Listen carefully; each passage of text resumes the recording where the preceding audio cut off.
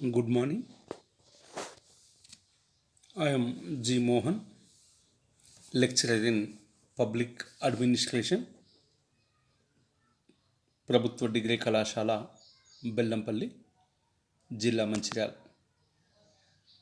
ఇప్పుడు నేను చెప్పబోయే పాఠ్యాంశం ప్రభుత్వ పాలనా శాస్త్రం, బ్యాచిలర్ ఆఫ్ ఆర్ట్స్ BA, 3వ సంవత్సరం 5th సెమిస్టర్లో ఉన్న మానవ వనరుల పోర్షన్లో మానవ వనరుల కుదింపు, అవుట్సోర్సింగ్ అనేది ఒక పాఠ్యాంశం. దీన్ని మీకు ఇప్పుడు నేను చెప్పబోతున్నా.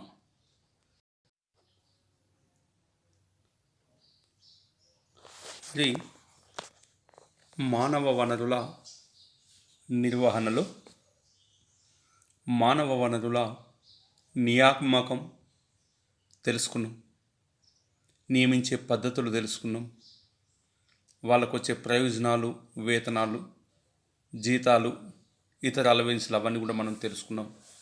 మరి ఆధునిక కాలంలో మానవ వనరులను కుదిస్తుండ్రు, అంటే సంఖ్యను తగ్గించుకోవడం అనేది అతి ప్రధానమైన సమస్యగా ఈరోజు భారతదేశం లాంటి దేశాల్లో ఉండడం అనేది జరిగింది. మరి అసలు దీని ఉద్దేశం ఏంది, ఎందుకు మానవ వనరుల నిర్వహణలో కుదింపు చేస్తుండ్రు, అవుట్సోర్సింగ్ విధానం ఏ విధంగా ఉంది, ఇవన్నీ మనం తెలుసుకుందాం. ఎందుకంటే ఒకసారి కొద్దిగా ముందు కాలానికి గింట మనం వెళ్తే, భారతదేశానికి స్వాతంత్రం సిద్ధించిన నాటి పరిస్థితులను గింట దృష్టిలో ఉంచుకుంటే, ఆనాడు ప్రపంచంలో నెలకొని ఉన్న పరిస్థితులను ఆధారంగా చేసుకొని భారతదేశ పరిపాలనలో, అంటే రాజ్యాంగంలో సంక్షేమం, సమానత్వం, సామ్యవాదం, సోషలిజం ఈ సూత్రములను ఆధారంగా చేసుకొని మాత్రమే భారత రాజ్యాంగాన్ని నిర్మించుకోవడం అనేది జరిగింది. వెల్ఫేర్, ఈక్వాలిటీ, సోషలిజం ఈ సూత్రములను ఆధారంగా చేసుకునే, ఈ సూత్రముల యొక్క స్ఫూర్తిగా తీసుకునే దేశంలో ఉన్న అనేక రకాలైన పరిశ్రమలను, సంస్థలను జాతీయకరణ చేసి ప్రభుత్వం ఆధ్వర్యంలో నిర్వహించుకోవడానికి సన్నద్ధం చేయడం అనేది జరిగింది. తద్వారా ఏమైందంటే ఉద్యోగస్వామ్యం యొక్క పరిమాణం అనేది గతంలో ఉన్నదానికంటే విపరీతంగా పెరగడం అనేది జరిగింది. అంటే ప్రభుత్వ రంగ సంస్థలు మరియు ప్రభుత్వ రంగ సంస్థల్లో పనిచేసే ఉద్యోగుల యొక్క సంఖ్య గతం కంటే గణనీయంగా పెరగడం అనేది జరిగింది. మరి ఎప్పుడైతే బ్రిటిష్ వారి వలస పాలనా వ్యవస్థ తర్వాత దేశంలో ఒక నిర్మాణాత్మకమైన పాలన, ఒక ఉద్యోగస్వామ్యం, ప్రభుత్వ వ్యవస్థలో ప్రజల యొక్క అవసరాలను తప్పనిసరి పరిస్థితులలో చేయవలసిన కనీస ప్రభుత్వ సహాయాన్ని ప్రజలందరూ కూడా ప్రభుత్వం నుంచి ఆశించడం జరిగింది. గతంలో బ్రిటిష్ వాళ్ళు చేయలేదు, కానీ ఇప్పుడు ఉద్యోగంలో ఉన్నది కనుక మన ప్రభుత్వం కనుక మీరు చేయాలని ప్రభుత్వం మీద అనేక రకాలైన కోరికలు, ఆశలను పెంచుకోవడం జరిగింది. దీనికి అనుగుణంగా ప్రభుత్వం కూడా వ్యవసాయ రంగం కానీ, భారీ పరిశ్రమలు కానీ, సాంకేతిక రూపంలో ఉన్న భారీ మధ్య తరహా పరిశ్రమలు, ఉపాధి అవకాశాలు లేదా ఉపాధి పథకాలు, విద్యా వ్యవస్థ, ఆరోగ్య శాఖ, అదేవిధంగా గ్రామీణ అభివృద్ధి శాఖకై అనేక రకాల అంశాలపైన కూడా ప్రభుత్వం దృష్టి పెట్టడం అనేది జరిగింది. దృష్టి పెట్టి వీటన్నింటినీ ఏర్పాటు చేసే క్రమంలో నూతన ఉద్యోగస్వామ్యం అనేది విపరీతంగా పెరగడానికి ఈ సంక్షేమ కార్యక్రమాలు కూడా ఒక ముఖ్యమైన కారణంగా మనం పేర్కొనడం అనేది జరుగుతుంది. అంతేకాకుండా సేవ, ప్రజాపాలన, గ్రామీణ వ్యవస్థ నుండి ఆధునిక సాంకేతిక పరిజ్ఞానం పుణికిపుచ్చే విధంగా ఉద్యోగస్వామ్య పరిమాణం, అంటే ప్రభుత్వ ఉద్యోగస్వామ్య పరిమాణం అనేది విపరీతంగా పెరగడం అనేది సంభవించింది. మరి ఇట్లాంటి పరిపాలన సంభవించిన సందర్భంలో పరిపాలన వ్యవస్థ అంతా కూడా ఆర్థిక పరిణామం పూర్తిగా కూడా అభివృద్ధి కార్యకలాపాల కంటే, అంటే ప్రభుత్వం చేసే సంక్షేమ కార్యక్రమాల కంటే, వాటికి ఇచ్చే నిధుల కంటే ఉద్యోగస్వామ్యానికి ఎక్కువ వాటా జీతభత్యాలకే వెచ్చించడం, కల్పించడం అనేది జరుగుతుంది. మరి ఇట్లాంటి సందర్భంలో భారతదేశం ప్రజాస్వామ్య రాజ్యం, ఇది ఒక సంక్షేమ రాజ్యం. మరి ప్రభుత్వాలు మానవుడు పుట్టినప్పటి నుంచి చనిపోయేంత వరకు నిరంతరం అనేక రకాలైన సేవలు అందిస్తున్న సందర్భంలో ప్రభుత్వాలు మోయలేని భారాన్ని, అంటే సమకూర్చే ఆర్థిక వనరుల స్థాయిని కూడా అదుపులో లేకుండా వనరులను సమకూర్చుకోవడం అనేది చాలా కష్టతరం కావడం అనేది జరిగింది. ఇది మన దేశం కాదు, మూడో ప్రపంచ దేశాలు అన్నింటిపైన కూడా ఇదే విధంగా, అంటే ప్రభుత్వం సంక్షేమ కార్యక్రమాలకు చేయాల్సిన డబ్బు అధికంగా ఉంది, కానీ వనరులను మనం సమీకరించుకోలేకపోతున్నాం. ఉద్యోగస్వామ్యానికి ఎక్కువ జీతాలు, ఎక్కువ డబ్బు కేటాయించడం వల్ల ఈ మూడో ప్రపంచ దేశాలన్నింటిపైన ఈ ఉద్యోగులకు ఇచ్చే డబ్బు ఇదంతా కూడా ఎక్కువ ప్రభావం చూపెట్టడం అనేది జరిగింది. అందువల్ల ఇట్లాంటి క్రమంలో 1970 సంవత్సరం నుండి సంక్షేమ భావన స్థానంలో మారుతున్న ఆర్థిక పరిణామాలు లేదా రాజ్య వ్యవస్థలో నూతన పాలనా సంస్కరణలు తప్పనిసరి చేయడం, లేదా ప్రభుత్వం ఇదివరకు ఏదైతే ప్రభుత్వం నుండి పాలకులు తప్పుకునే పరిస్థితి ఏర్పాటు కావడం అనేది జరిగింది. ఇదివరకు అంత ప్రభుత్వం చేసేది, ఇప్పుడు బర్డెన్ అవుతుంది కనుక, ఆర్థిక ఇబ్బందులు అవుతున్నాయి కనుక, వనరులు సమకూర్చడం కష్టమవుతుంది కనుక ప్రభుత్వం తన బాధ్యత నుంచి కొంచెం కొంచెం తప్పుకునే పరిస్థితి రావడం అనేది జరిగింది.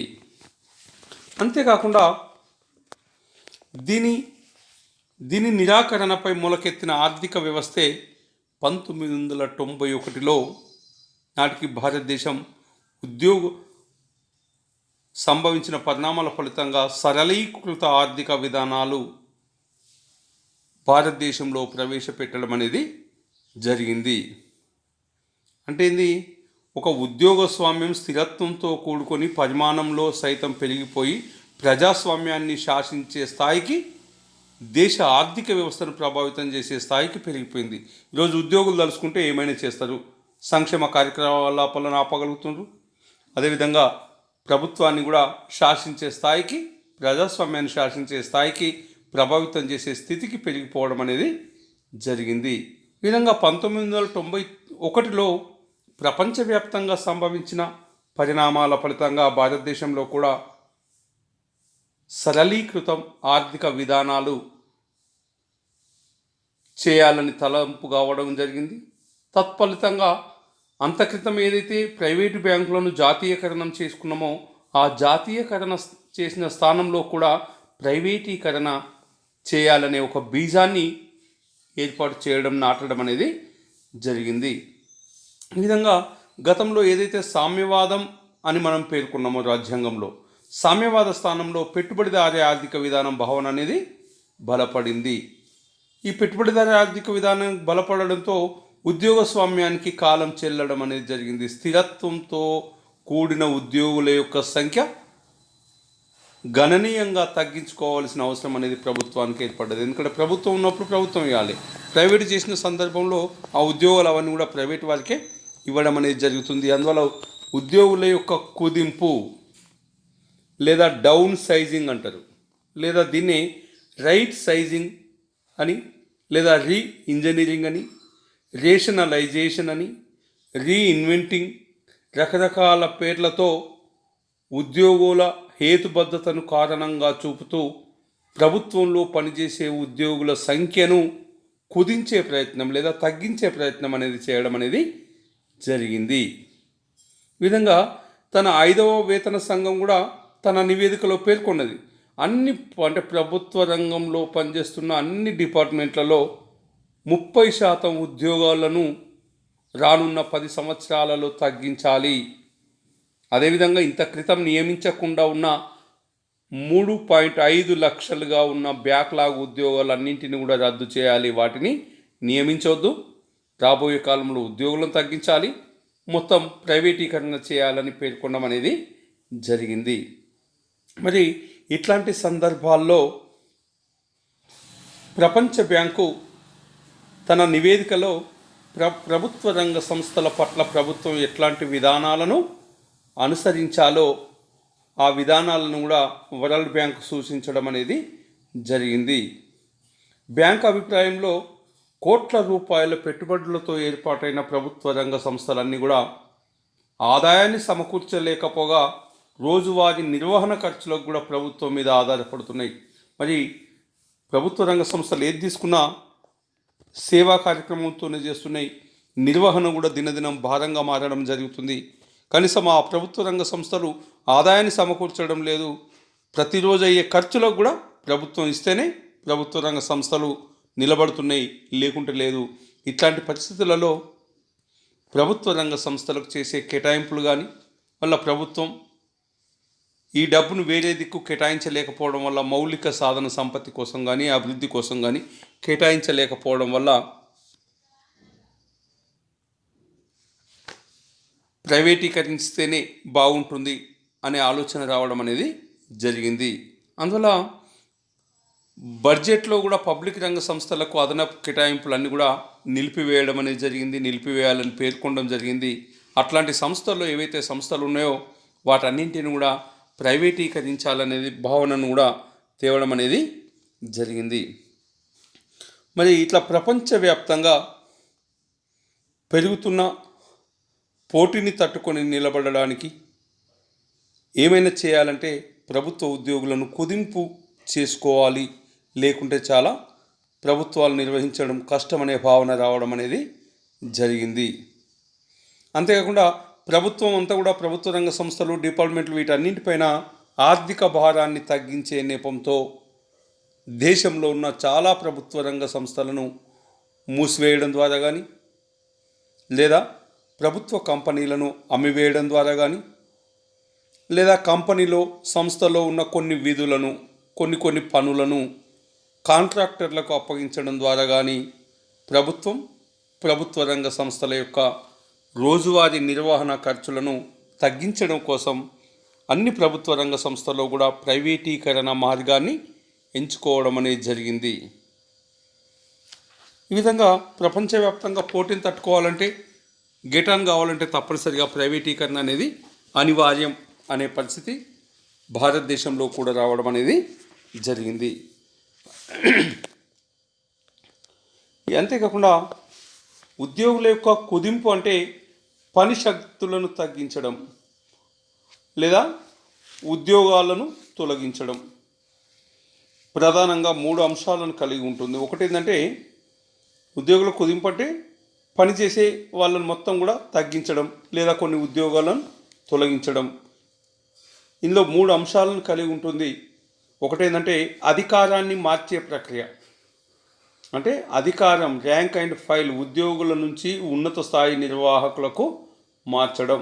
అధికారం ఎవరికైతే క్రింది స్థాయి వ్యక్తులకు ఉంటుందో వాళ్ళకున్న అధికారాన్ని అంతా కూడా తొలగించి కేంద్రీకరణ చేయడం, కేవలం ఉన్నత అధికారులకు మాత్రమే అధికారాలు కల్పించడం, క్రింది స్థాయి నుంచి పై స్థాయిలకు అధికారాన్ని మార్చడం ఒకటి. రెండోది పని సంబంధ అంశాలన్నీ కూడా సాంప్రదాయం నుంచి పోటీ వైపు మార్చుతుంది. చేసే పనికి సంబంధించిన అంశాలను కూడా ఇదివరకు గతంలో సాంప్రదాయకంగా ఏదో చేసేది ఇప్పుడు అట్లా కాదు, పోటీతత్వంలో ఎట్లా చేస్తే బాగుంటుందో ప్రతి దాంట్లో కూడా కాంపిటేటివ్గా మార్చడం అనేది జరిగింది. మూడవది ఏంటంటే యజమాని ఉద్యోగ సంబంధాలు దీర్ఘకాలిక నుంచి స్వల్పకాలిక సంబంధాలుగా మారినాయి. ఇదివరకు ఉద్యోగులకు యజమానులకు నిరంతర సంబంధాలు ఉండే, దీర్ఘకాలిక సంబంధాలు, యాజమాన్యాలు, ఉద్యోగ సంఘాలు ఇట్లాంటి ఒత్తిడి బాగుండే. కానీ ఇప్పుడు అవి స్వల్పకాలిక సంఘాలుగా మారడం అనేది జరిగింది. వాళ్ళతో ఎంత రిలేషన్షిప్ ఎక్కువ పెంచుకుంటే అంత స్ట్రైకులు ఇవన్నీ కూడా ఒప్పందాలు జరగడం జరుగుతుంది. వాళ్ళ సంబంధాలను తగ్గించడం అనేది జరిగింది. ఈ విధంగా భారతదేశంలో ప్రభుత్వ రంగ సంస్థల వల్ల ఉద్యోగ అవకాశాలు ఒకప్పుడు బాగా కలిగినాయి. కానీ నేడు శ్రామికులలో నైపుణ్యం పెరిగింది. వెనుకబడిన ప్రాంతాల అభివృద్ధి కొంత చెందే క్రమంలో ఉన్నాయి. వెనుకబడిన వర్గాలకు కూడా సహాయం అనేది లభించడం అనేది జరిగింది. వీటన్నింటి ద్వారా ప్రపంచం మొత్తం మీద అంటే భారతదేశంలో కూడా ప్రైవేటు రంగం పెట్టడం ద్వారా స్కిల్ నాలెడ్జ్ కానీ స్కిల్ కానీ నైపుణ్యం ఉన్న వారికి అవకాశం చెందడం, కొత్త కొత్త పరిశ్రమలు కూడా కొత్త కొత్త ప్రాంతాల్లో పెట్టడం అనేది జరిగింది.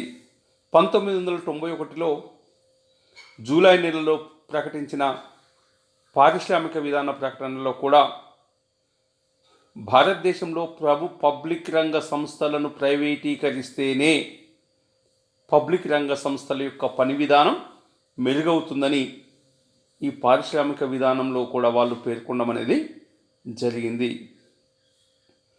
అంతేకాకుండా ఇదే నేపథ్యంలో గింట తీసుకుంటే ఆంధ్రప్రదేశ్లో గింట తీసుకుంటే ఏపీ ప్రభుత్వం ప్రభుత్వ రంగ సంస్థలను పునర్వ్యవస్థీకరించడానికి సలహాలు సూచనలు ఇవ్వమని సుబ్రహ్మణ్యం కమిటీ నేతృత్వంలో ఒక కమిటీని ఏర్పాటు చేయడం అనేది జరిగింది. ఆ కమిటీ ఆ రాష్ట్రంలోని అన్ని సంస్థల యొక్క అధిపతులతో సంప్రదింపులు జరిపి 1995లో ఒక నివేదికను సమర్పించడం జరిగింది. వాళ్ళు ఇచ్చిన నివేదికను ఆధారంగా చేసుకొని ప్రభుత్వ రంగ సంస్థలను మూసివేయడం, ప్రైవేటు యాజమాన్యాలకు అప్పగించడం అనేది ఆంధ్రప్రదేశ్ ప్రభుత్వంలో జరగడం అనేది జరిగింది. దీనివల్ల ఏమైంది, అప్పటి వరకు ఎవరైతే ప్రభుత్వ రంగ సంస్థల్లో పనిచేస్తున్నారో వాళ్ళందరి ఉద్యోగాలు కూడా కోల్పోవడం అనేది జరిగింది. అంతేకాకుండా ప్రభుత్వ సంస్థలలో బ్యాంకులలో అనేక రకాలైన స్కీములను ప్రవేశపెట్టి ఉద్యోగులను అందరినీ కూడా తమ సంస్థ నుంచి కుదించే ప్రయత్నం అనేది జరిగింది. మరి ఇట్లాంటి సందర్భాల్లో కుదింపు విధానాల ద్వారా అంతేకాకుండా పెట్టుబడుల ఉపసంహరణ పేరుతోని సంస్థాగత ఆర్థిక భారాన్ని తగ్గించడం పేరుతోని అంతర్జాతీయ మార్కెట్ అవసరాలను తీర్చే పేరుతోని కావచ్చు, సామర్థ్యాన్ని పెంచే పేరుతో కావచ్చు, లేకుంటే ఈనాడు భారతదేశం ప్రపంచ బ్యాంకు ఆదేశాల అమలు పేరుతో కావచ్చు అనేక సంస్థల్లో ఉన్న ఉద్యోగాలను కుదించడం జరుగుతుంది. అంటే పెట్టుబడులను ఉపసంహరిస్తున్నారు. అనేక కారణాలు ఉండొచ్చు. ప్రభుత్వం మీద ఆర్థిక భారాన్ని తగ్గించడం అని పేర్కొనవచ్చు, అంతర్జాతీయ సంస్థలకు అనుగుణంగా అనుకోవచ్చు, సామర్థ్యాన్ని పెంచుతున్నామని ప్రైవేట్ వాళ్ళకి ఇస్తుండ్రు. ఈ విధంగా అనేక రకాలుగా ఇవ్వడం అనేది జరిగింది. ఈ విధంగా డౌన్ రైజింగ్ అనేవి ఉద్యోగాలను తగ్గించడం అని అర్థం కాదు. ఇక్కడ పేరు మార్చుతుండ్రు. ఇది వ్యవస్థ సామర్థ్యాన్ని పెంచడానికి, అదేవిధంగా ఉద్యోగ వ్యవస్థ క్రమబద్ధీకరణకు అర్థంగా కొద్దిమంది భావించడం అనేది జరిగింది.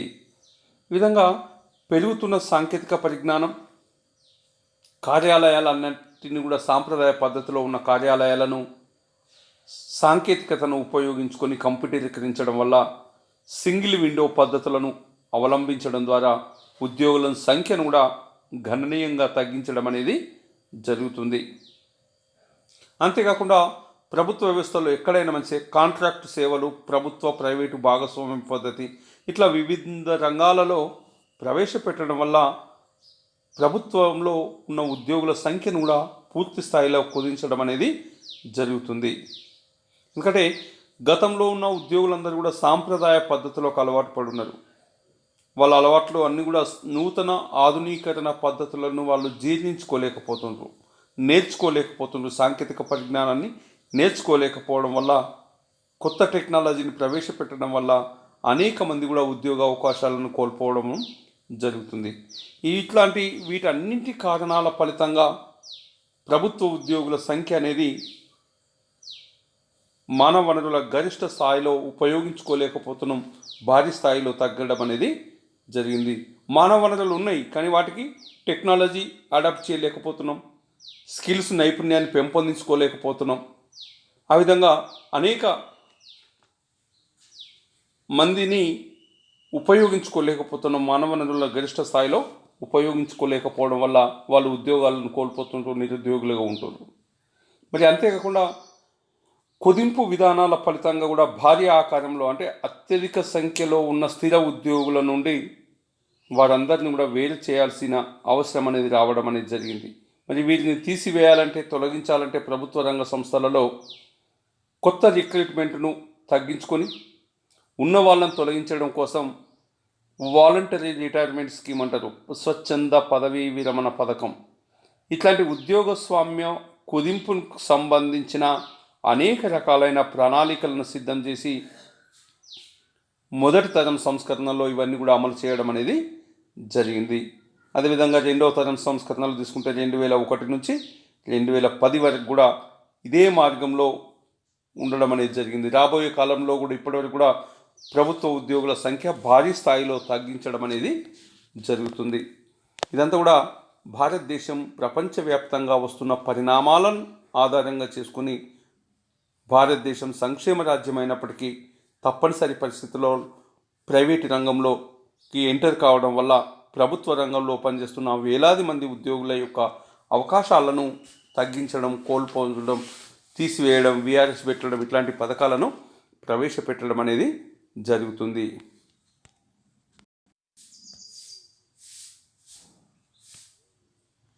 మరి వీటిపైన విమర్శ మరి మానవ వనరుల కుదింపులో ప్రభుత్వ రంగ సంస్థలన్నీ కూడా ఈనాడు భారతదేశంలో అనేక సంస్థలు, ఎక్కువ శాతం సంస్థలన్నీ కూడా నష్టాల ఊబిలో కూరుకుపోయిందనే ఒక వాదన ఉంది, ఒక విమర్శ ఉంది. 1980, 1990 దశకాలలో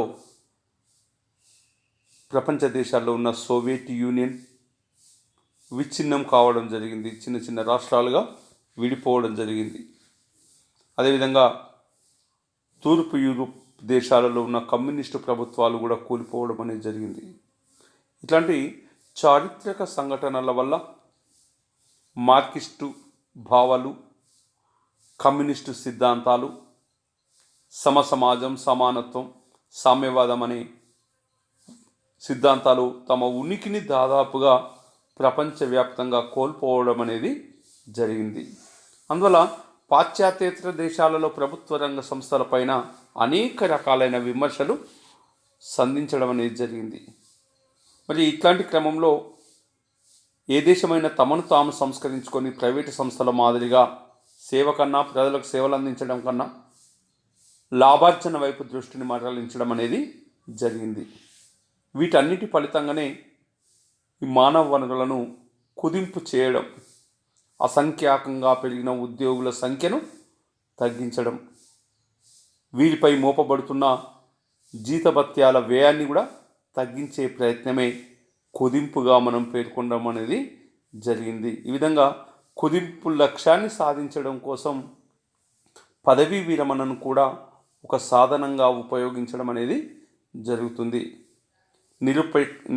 నిరుపయుక్తంగా ఉన్న ఉద్యోగులను పదవీ విరమణ పథకం ద్వారా ఆకర్షించి ఉద్యోగులందరి చేత పదవీ విరమణ చేపించి వీళ్ళకెంతో కొంత డబ్బు, ఆర్థిక సహాయం అందించి వీరి సంఖ్యను తగ్గించుట, కుదింపు చేయడం అనేది కూడా దీంట్లో కుదింపులో ఒక రకమైన భాగంగా మనం పేర్కొనడం అనేది జరుగుతుంది. ఈరోజు ఈ విధంగా ప్రస్తుత పరిస్థితి ఇట్లా తీసుకుంటే భారతదేశంలోనే అతిపెద్ద సంస్థ బిఎస్ఎన్ఎల్లో కూడా మొత్తం వీఆర్ఎస్ పెట్టి వాళ్ళందరినీ కూడా తొలగించి దాంట్లో ప్రభుత్వ 100,000 కోట్ల ఆదాయం కలిగిన సంస్థ, ఒకప్పుడు గణనీయంగా ఉన్న సంస్థ ఈరోజు మొత్తం ప్రైవేటు వారి చేతిలోకి పోయి ప్రభుత్వ ఉద్యోగాలు మొత్తం కూడా కోల్పోతున్న సందర్భం.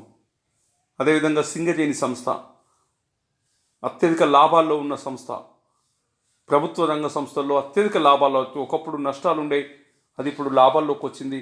లాభాల్లోకి వచ్చి భారతదేశంలోనే ఎక్కడ లేని ఉత్పత్తులను, ప్రత్యామ్నాయ మార్గాలను అన్వేషించి తదనుగుణంగా అభివృద్ధి పదంలో ముందుకు పోస్తుంది. అయినప్పటికీ దీన్ని కూడా ప్రభుత్వ రంగం నుంచి తొలగించి ప్రైవేటు కాంట్రాక్టర్లకు భూగర్భ వనరులను, ఓపెన్ కాస్ట్లను ధారాదత్తం చేయడం జరుగుతుంది. ఇందులో కూడా నూతనంగా రిక్రూట్మెంట్ చేయట్లేదు, అంతేకాకుండా ఉన్న వాళ్ళను కూడా తీసివేస్తున్నారు. వీఆర్ఎస్ ద్వారా, విభిన్న మార్గాల ద్వారా ఉద్యోగుల సంఖ్యను తగ్గిస్తున్నారు, ఉత్పత్తిని పెంచడానికి ప్రయత్నిస్తుంది. ఎందుకంటే యాంత్రీకరణ, తక్కువ మంది పనిచేసే కాడ యంత్రాలను ప్రవేశపెట్టడం ద్వారా తక్కువ సమయంలో ఎక్కువ ఉత్పత్తి తేవడానికి నిరంతరం కృషి చేస్తున్నారు. ఈ విధంగా ఉద్యోగుల సంఖ్యను కుదింపడం ద్వారా ప్రభుత్వాలకు కొంత లాభాలు రావచ్చు, ఆదాయం రావచ్చు, ఉత్పత్తి పెరగవచ్చు. కానీ నిరుద్యోగుల సంఖ్య పెరుగుతుంది. ఉద్యోగులు ఉపాధి అవకాశాలు లేకుండా కూడా ఉంటున్న సందర్భం అనేది మనం కాదనలేని సత్యం. ఇదంతా కూడా గమనించాల్సిన అవసరం అనేది ఉంది. మరి ఇలాంటి సందర్భాలలో కుదింపులో భాగంగా ఉద్యోగులను తగ్గించడం, ప్రభుత్వ ఉద్యోగుల సంఖ్యను తగ్గించడంలో భాగంగా మానవ వనరుల నిర్వహణలో అవుట్సోర్సింగ్ విధానాన్ని కూడా ప్రారంభించడం అనేది జరిగింది. ఎందుకంటే ఒక వ్యవస్థ అనేది తీసుకుంటే అనేక రకాలైన విధులను నిర్వహించడం అనేది జరుగుతుంది. వీటిలో 2 రకాలు అంటాం. ఒకటి కోర్, నాన్ కోర్ విధులుగా విభజించడం అనేది జరుగుతుంది. ఎందుకంటే గడిచిన 2-3 దశాబ్దాలలో సంభవించిన అనేక మార్పుల వల్ల వాణిజ్య, పారిశ్రామిక, ప్రైవేటు రంగ సంస్థలన్నీ కూడా నాన్ కోర్ విధులపై అనేక కారణాల వల్ల తమ దృష్టిని కేంద్రీకరించలేకపోతున్నాయి. ఇట్లాంటి సందర్భంలో కొన్ని ఉత్పత్తికి సంబంధించిన విధులను మాత్రమే ప్రభుత్వం ఉంచుకొని నాన్ కోర్ విధులు, మిగతా చిన్న చిన్న పనులన్నింటినీ కూడా బయటి వ్యక్తులకు లేదా సంస్థలకు అప్పగించడం అనేది పరిపాటిగా మారడం అనేది జరిగింది. ఈ విధంగా ఈ నేపథ్యంలో నిర్వహణ శాస్త్రంలో అవుట్సోర్సింగ్ అనే భావన ఎక్కువ ప్రాధాన్యతను సంతరించుకోవడం అనేది జరిగింది. అంతేకాకుండా 1990 సంవత్సరంలో గింట మనం తీసుకుంటే ఆవిర్భవించిన అనేక హైటెక్ కంపెనీల పుట్టుకతోని అభివృద్ధి చెందిన భావనగా అవుట్సోర్సింగ్ను మనం భావించడం అనేది జరిగింది. మరి ఈ కంపెనీలన్నీ కూడా తన కస్టమర్ల యొక్క శాఖలను నెలకొల్పుకోగలిగినంత పరిమాణంలో ఉండకపోవడం వల్ల అవుట్సోర్సింగ్ భావన వ్యాప్తి చెందిందనే ఒక అభిప్రాయం అనేది ఉంది. అంటే చూడండి, ఇక్కడ ఒక పనిని, ప్రతిరోజు చేసే వాణిజ్య విధిని కావచ్చు లేదా నిర్వహణను కావచ్చు, 3వ పార్టీ సర్వీస్ ప్రొవైడర్ చేపట్టుటను అవుట్సోర్సింగ్ అంటారు. అంటే ఏదైతే మనం కంపెనీ చేస్తున్నాం, మనం చేయాల్సిన పని మనం కాకుండా థర్డ్ పార్టీకి ఇచ్చేసి అతని ద్వారా పని చేపించడం అనేది జరుగుతుంది. దీన్నే అవుట్ టాస్కింగ్ అని కూడా అంటారు కొద్దిపాటి తేడాతో. ఈ మధ్య అవుట్సోర్సింగ్ అనేది ఇటీవల ఎక్కువగా ఉపయోగిస్తున్న ఒక పదంగా పేర్కొనడం అనేది జరుగుతుంది.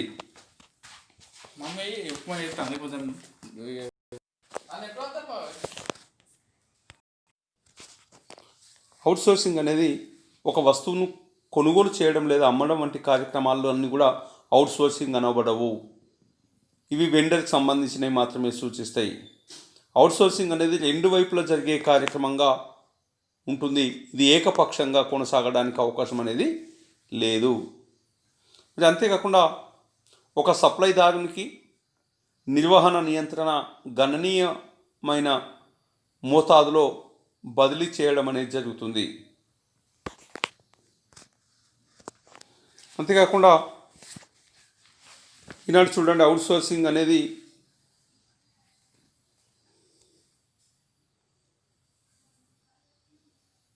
ఒక నిపుణత సాధించిన బహిర్గత సంస్థలకు అప్పగించడం అనేది జరుగుతుంది. వాటిని సబ్ కాంట్రాక్టర్లుగా వ్యవహరించడం అనేది జరుగుతుంది. అవుట్సోర్సింగ్ అనేది ఒక వాణిజ్య నిర్ణయము. అంటే వ్యయాల తగ్గింపు కావచ్చు లేదా నిపుణతలపై ఆధారపడి అవుట్సోర్సింగ్ యొక్క లక్ష్యాలుగా మనం ఉంచడం అనేది జరుగుతుంది. అంతేకాకుండా ఈనాడు ఎక్కడ తీసుకున్నా కూడా ఒక సంస్థ తను చేయబోయే నాన్ కోర్ విధులను విదేశాలలోని లేదా బయటి సంస్థలకు అప్పగించడం అనేది జరుగుతుంది. 1 సంవత్సర కాలానికి లేదా ఒక వాణిజ్య సంస్థ తన వాణిజ్యంలో ఒక భాగాన్ని, మరొక భాగాన్ని ఒక్కొక్క సంస్థకు అప్పజెప్పడాన్ని అవుట్ టాస్కింగ్ అంటారు. ఇందులో నిర్ణయీకరణ అనేది ప్రత్యక్షంగా పరోక్షంగా ఎవరికైతే మనం క్లయింట్ సంస్థకు అప్పగించడం అనేది జరుగుతుంది. ఈరోజు మీకు ఇంకా ఈజీగా అర్థం కావాలంటే చూడండి, ఇప్పుడు ఏదైనా కళాశాలల్లో కానీ, ఎంఆర్ఓ ఆఫీసులలో కానీ, మిగతా ఏ డిపార్ట్మెంట్లోనైనా ఒక కంప్యూటర్ ఆపరేటర్ కావాలంటే ప్రభుత్వం డైరెక్ట్గా నియమించదు. అంటే ఈ జిల్లాలో ఎన్ని పోస్టులు కంప్యూటర్ ఆపరేటర్లు ఉన్నాయో అవింటిని మాకు సప్లై చేయండి అని ఒక అవుట్ సోర్సింగ్ సంస్థలను ఇన్వైట్ చేస్తాయి. ఆ సంస్థకు మాత్రమే డబ్బులు ఇవ్వడం అనేది జరుగుతుంది.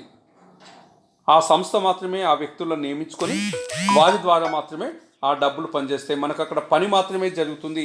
వాళ్ళకు ఉద్యోగ భద్రత కానీ ఇవేవి కూడా ఉండదు. మనకు అంటే ప్రభుత్వ వ్యవస్థకు అవుట్ సోర్సింగ్ చేసే వ్యక్తులకు ఎట్లాంటి సంబంధం ఉండదు. పని మాత్రమే చేయడం అనేది జరుగుతుంది. ఇది ఎప్పుడు ఉంటుంది ఏంటిది అనేది ఖచ్చితంగా మనం చెప్పలేము. అగ్రిమెంట్ మీద బాండ్ మీద ఆధారపడి ఉంటుంది. ఇందులో ఉద్యోగ భద్రత అనేది ఉండడానికి అవకాశం అనేది ఉండదు. ఈ విధంగా ఈనాడు ప్రపంచవ్యాప్తంగా చూసుకోండి, అవుట్ సోర్సింగ్ చేస్తున్న రంగాలు గింట తీసుకుంటే ప్రతి రంగం ఒకటి కాదు రెండు కాదు, ఇన్ఫర్మేషన్ టెక్నాలజీ కానీ, మానవ వనరులు కానీ, రియల్ ఎస్టేట్ నిర్వహణ కానీ, accounting, customer support, call centre విధులు కానీ, వస్తు విభాగ విధులు కానీ, తయారీ, ఇంజనీరింగ్ ఇట్లాంటి అన్నింటిలో కూడా అవుట్ సోర్సింగ్ అనేది వ్యాపించడం అనేది జరుగుతుంది. Not only in India, Canada, China, తూర్పు Europe, India, Sri Lanka, Israel, Ireland, Pakistan, Philippines దేశాలలో కాల్ సెంటర్లు కూడా అత్యధికంగా అసంఖ్యాకంగా పెరగడం అనేది జరిగింది. ఈ రంగాలన్నింటిలో కూడా అవుట్ సోర్సింగ్ అనేది వ్యాపించడం అనేది జరిగింది. ఇప్పుడు చూడండి, బ్యాంకింగ్ కానీ, రీటైల్ వ్యాపారాలు కానీ, ఫార్మాస్యూటిక్ కంపెనీలు కానీ ఇవన్నిట్లో కూడా సమాచారాన్ని ఇందులో దత్తాంశ విశ్లేషణను ఏదైతే మెటీరియల్ మొత్తం రాయడానికి, చేయడానికి, లెక్కలు చేయడానికి ఇవన్నీ కూడా నిపుణతలు కలిగిన సంస్థలకు ఇది ఇవ్వడం అనేది జరుగుతుంది. పరిశోధన ప్రక్రియలో పాక్షికంగా సంపూర్ణంగా కూడా అవుట్ సోర్సింగ్ చేయడం, నానో టెక్నాలజీ కానీ, జెనెటిక్స్ కానీ చిన్న చిన్న ప్రాజెక్టులను, పరిశోధన ప్రాజెక్టులను చిన్న చిన్న సెగ్మెంట్లుగా, ఉప ప్రాజెక్టులుగా విడగొట్టి నైపుణ్యం కలిగిన సంస్థలకు అవుట్ సోర్సింగ్ విధానంలో ఇవ్వడం అనేది జరుగుతుంది. ఈ విధంగా అవుట్ సోర్సింగ్ అనేది నాలెడ్జ్ ప్రాసెస్ అవుట్ సోర్సింగ్గా వ్యవహరించడం అనేది జరుగుతుంది. ఇన్ఫర్మేషన్ టెక్నాలజీ కూడా ప్రపంచవ్యాప్తంగా కాల్ సెంటర్ ఇక్కడ ఉంటే అమెరికన్లో కూడా చేయడానికి అవకాశం ఉంది. ఇంజనీరింగ్ డిజైన్, పెద్ద పెద్ద రిఫైనరీల నుండి చేతి గడియారాల నమూనాల వరకు కూడా ఇవన్నీ కూడా అవుట్ సోర్సింగ్ ద్వారా చేయబడడం జరుగుతుంది. లీగల్ సపోర్ట్ సేవలు అంటే పేటెంట్ కలిగిన లీగల్ డ్రాఫ్టింగ్ విషయాలన్నీ కూడా అవుట్ సోర్సింగ్ చేయడం అనేది జరుగుతుంది. ఈ విధంగా ప్రపంచవ్యాప్తంగా కూడా అవుట్ సోర్సింగ్ కార్యక్రమాలు నిరంతరం కొనసాగడం అనేది జరుగుతుంది. మరి ఇట్లాంటి వాటిలో ఎట్లాంటి ప్రయోజనాలు ఏమున్నాయి అనుకుంటే, ఈనాడు చూడండి, ప్రపంచంలోని పెద్ద సంస్థలు, సాఫ్ట్వేర్ కంపెనీలు, మైక్రోసాఫ్ట్, ఒరాకిల్ కంపెనీలు అవుట్ సోర్సింగ్ను మరింత విస్తృతం చేయడం వల్ల అనేక రకాలైన ప్రయోజనాలు ఉండడం అనేది జరిగింది.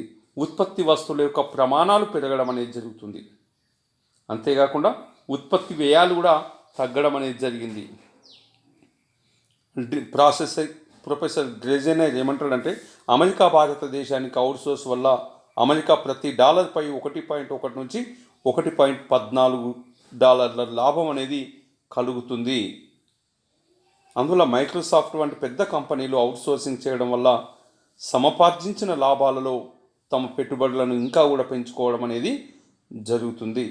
ఇది అవుట్ సోర్సింగ్ వల్ల చైనా, ఇండియా లాంటి అభివృద్ధి చెందుతున్న దేశాల్లో కూడా ఉద్యోగ గౌరవం కానీ, అధిక వేతనాలు కానీ, ఉన్నత విద్య కానీ యువ విద్యార్థులు ఎక్కువ కూడా ఉపయోగించుకోవడం జరుగుతుంది. తద్వారా అవుట్ సోర్సింగ్ విధానం ద్వారా ప్రపంచ అభివృద్ధి చెందుతున్న దేశాలలో యుద్ధం సంభవించే ప్రమాదాలను కూడా తగ్గించడానికి ఈ విధానం అనేది ఎక్కువగా ఉపయోగపడడం అనేది జరుగుతుంది. అందువల్ల ఈ సంస్కరణల వల్ల ఫలితాలు కూడా ఉన్నాయి. మానవ వనరుల శక్తిని మొత్తం కూడా ఉపయోగించుకోవడానికి అవకాశం ఉంది. కాకపోతే ఇంకా కొన్ని విమర్శలు కూడా ఉన్నాయి. ఎందుకంటే అవుట్ సోర్సింగ్ చేయబడిన రంగాలలో కూడా ఉత్పత్తి ప్రమాణాలతో పోలిస్తే అవుట్ సోర్సింగ్ చేయబడిన రంగాలలో ప్రమాణాలు క్షీణిస్తున్నాయి.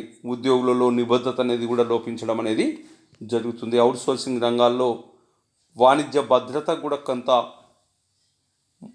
అంటే ముప్పు కలుగుతుందనే ఆలోచన కూడా ఉండడం అనేది జరిగింది. ఏదేమైనా భారతదేశం లాంటి దేశాల్లో అవుట్ సోర్సింగ్ విధానం వల్ల ఉద్యోగులు ఉద్యోగ భద్రతను కోల్పోతున్నారు, హక్కులను కోల్పోతున్నారు, అవకాశాలను కోల్పోతున్నారు. ప్రభుత్వ రంగంలో ఉన్నన్ని, ఉద్యోగాల్లో ఉన్నన్ని అవకాశాలు అవుట్ సోర్సింగ్లో ఉండవు. యూజ్ అండ్ త్రోగా ఉపయోగించుకొని పడేసే విధంగా మానవ వనరులను ఉపయోగించుకోవడం అనేది జరుగుతుంది.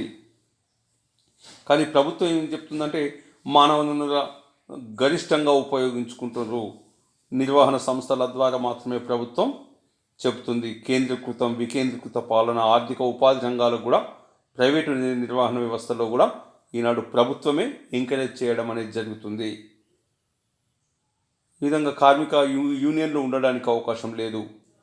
కార్మిక శక్తిని మొత్తం కూడా సంఘటిత రంగంలోకి నెట్టేయడం అనేది జరుగుతుంది. మానవ వనరుల శక్తిని గుర్తించి ఉపాధి, ఆర్థిక వృద్ధి, సహకారం, నిర్వహణ ద్వారా ప్రపంచ దేశ సంపద అభివృద్ధికి ఉపయోగపడే విధంగా నిర్మాణాలు తీసుకోవాల్సిన క్రమంలో భారతదేశం కూడా ఇట్లాంటి నిర్ణయాలు తీసుకోవడం అనేది జరుగుతుంది. మరి మానవ వనరుల కుదింపులో భాగంగా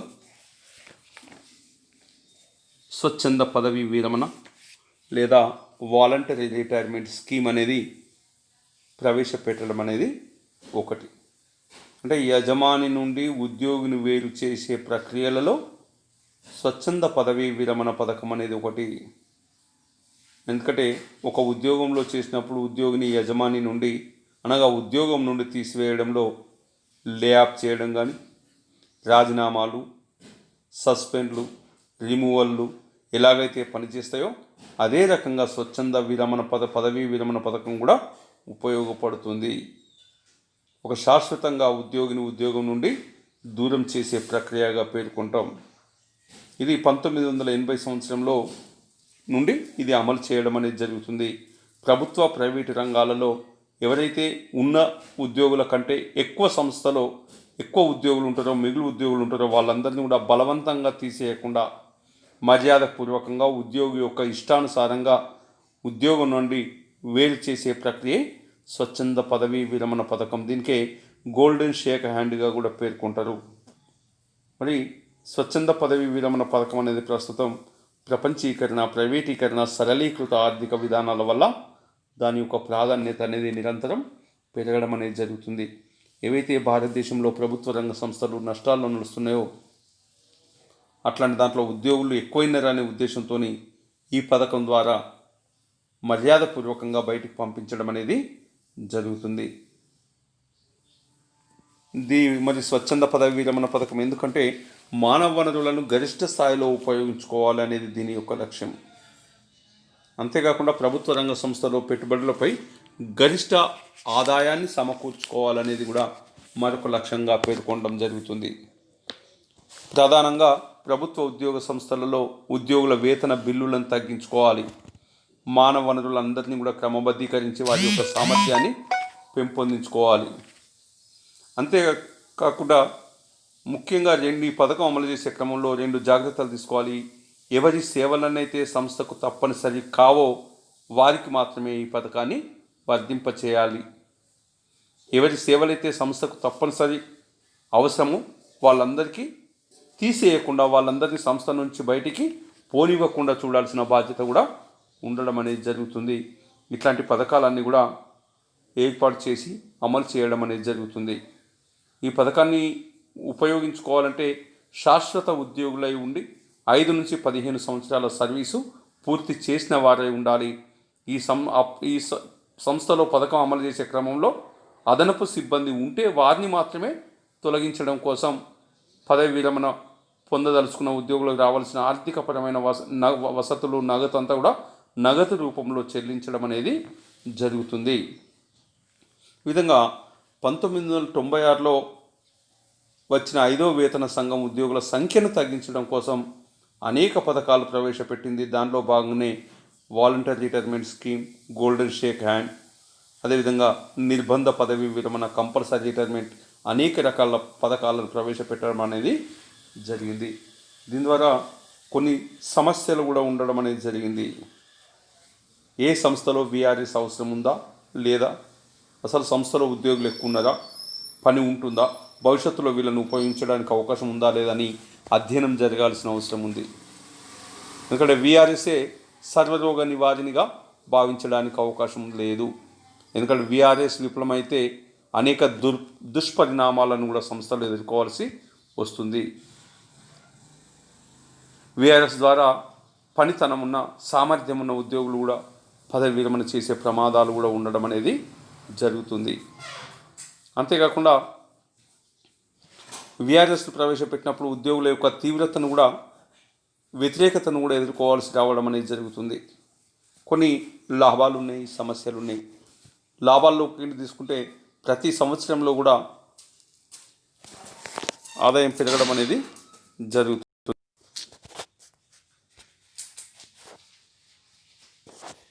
మరి అనేక లాభాలు నష్టాలు రెండు కూడా మానవ వనరుల కుదింపులో ఉండడం అనేది జరుగుతుంది. ఏది ఏమైనప్పటికీ వీఆర్ఎస్ స్కీమ్ మొదట్లో ఎంతో ఆకర్షణీయంగా ఉన్నప్పటికీ కాలక్రమంలో అనేక రకాలైన సౌకర్యాలను వసతులను తగ్గించడం జరిగింది. పదవి విరమణ ఉద్యోగాలను రద్దు చేయడం జరిగింది. ఉద్యోగులపై పనిభారం పెరిగే అవకాశం కూడా ఉండడం అనేది జరిగింది.